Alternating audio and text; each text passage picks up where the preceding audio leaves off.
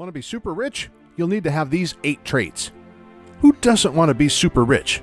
If you were to stop 10 people at random on the street and ask them if they'd like to be super rich, we'd be willing to bet that all 10 will say yes. The fact is that being super rich could be really fun. If you don't believe us, just check out the mansions that some celebrities are selling, or the fact that Steve Ballmer can pay $2 billion for a basketball team. For further proof, there's the yacht owned by David Geffen with its 5 floors, 82 rooms, and a basketball court. Of course, most of these people did not become super rich overnight. They worked long, hard hours, and they had these 7 traits. 1. An entrepreneurial spirit. There's an old saying that you can't get rich on someone else's paycheck, and this is basically true. Most of the super wealthy got that way by going into business for themselves. There are plenty of doctors, lawyers, and corporate executives who are in the group of $5 million plus, but those who start their own businesses tend to end up being worth even more. 2. Always on the clock. People who have built successful businesses tend to view the 40-hour work week as a sort of part-time schedule. They typically work 60 to 80-hour work weeks, and working vacations are usually the norm. 3. Very high energy. If you don't have a high energy level, it's unlikely that you will ever become super rich. Most very wealthy individuals have a ton of energy, don't require much sleep, and generally have upbeat attitudes. 4. Visionaries. Most of the super rich are visionaries. These are what are called force of nature people. They have the ability to look at situations and see possible futures. Once they spot a possibility, they also have an incredible ability to focus their energy and efforts on it. 5. A high level of confidence. One psychologist says that most of his super-rich clients got their wealth by possessing an expansive, healthy grandiosity.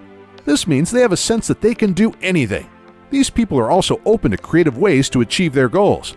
They have a great deal of confidence in themselves and others and totally believe that the world will accommodate their business ideas. Also, some of the very wealthiest have what's called a narcissistic personality disorder. In other words, they think they're very special, require a lot of admiration, have a high sense of entitlement, and don't have much empathy for others. 6. Discriminating. Many of the super rich understand that they are not the smartest person in the room on every possible issue. However, they know to surround themselves with people who are and who will help them realize their vision. Here's an interesting fact. Those who do best are those that move past sole proprietorships and partner with others to expand their companies. 7. Modest. Despite what you might see in movies or on television, most multimillionaires actually live very modestly. Some of the very richest have chosen not to increase their lifestyles in lockstep with their growing wealth. Some even continue wearing old plaid shirts, or at least the men do. 8. Tolerant of risk. If you start your own business, by the very nature of things, you will need to be a risk taker. However, there's no need to be an investing gambler. Most of the super rich have short-term investments, but a longer time horizon than other investors. Like Warren Buffett, they will invest in a stock or companies, then stick with it as long as it makes sense to them. However, they won't go all in on one bet. Of course, there's always the one person who bets it all on something, gets lucky, and then gets out. However, this is not the recipe that works for most people. Get started on the road to being super rich. As noted above, if your true goal is to become super rich, your best bet is to start your own company. Of course, there's a negative to this, and that's the fact that in most cases, you won't have money to start that venture.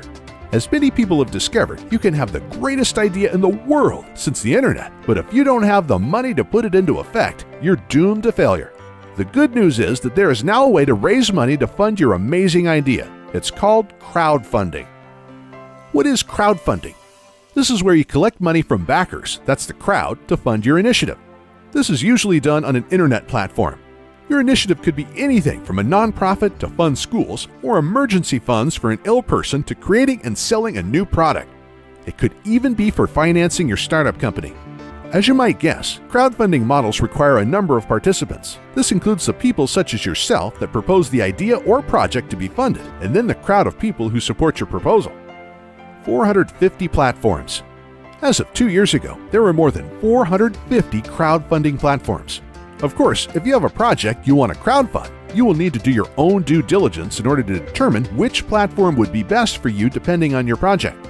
This is because there are some important differences in the services provided by the different crowdfunding platforms.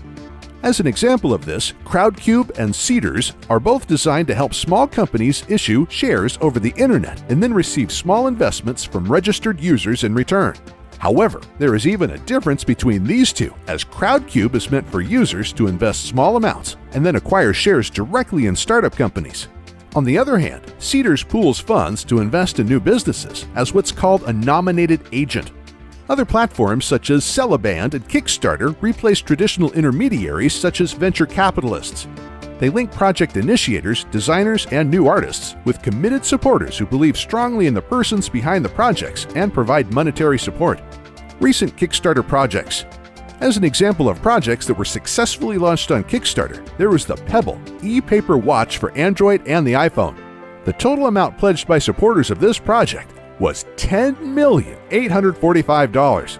A total of $8,596,474 was pledged in a Kickstarter campaign in support of Ouya, a new type of game console.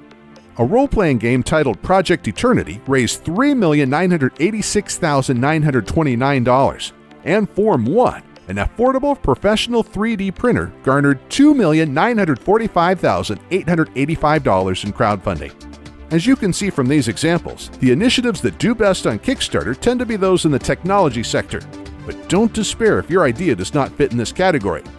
The movie Gosnell was crowdfunded on the platform Indiegogo, as was Canary Home Security and the health scanner Scanadu Scout. The movie Road Hard was crowdfunded on the platform Fund Anything, and the Tesla Museum found its crowdfunds on Indiegogo. But the net of this is if you have a brilliant idea and the ability to sell it to others, you could get crowdfunding, turn your dream into a reality, and be well on your way towards becoming super rich.